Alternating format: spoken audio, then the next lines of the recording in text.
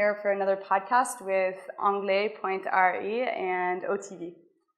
So ask my partner what his favorite sport is, and he will, without a doubt, respond, slacklining. For those of you who aren't sure what this sport is, you may have seen it on the beach. It's a flat, webbed line that is set up between two anchors, for example, two trees. Then individuals, such as my partner, will balance to try and walk across it, or try to do certain tricks, such as sitting down with their legs crossed. But it doesn't just stop there. There are many categories, including highline, which is a slackline set up, for example, in between two mountains.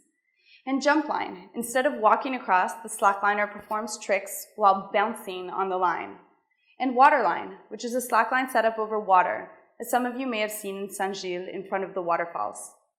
When we first arrived in Réunion 4 years ago, my partner would set up his slackline on the beach, which would result in many stares and looks of surprise. There just weren't that many people doing it here.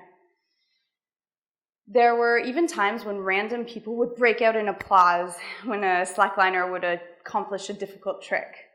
As time went on, the slackliners on the island formed a small community, which eventually grew into a slackline association.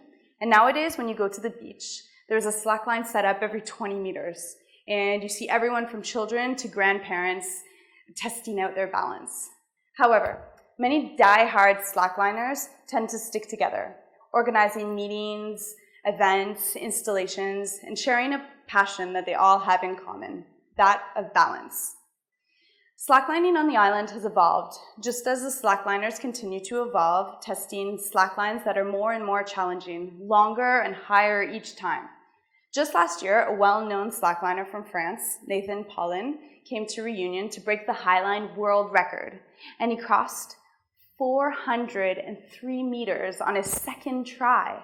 He has since broken this record and crossed a 1 kilometer highline in France. Highline isn't just about the slackline. It's also about the installation, which requires a lot of equipment and some rock climbing know-how. And there's also the mental aspect of getting over your fear of heights. The one time I tried a highline, my brain somehow missed out on all the "you are fine, you are safe, you're wearing a harness" messages I was sending to it.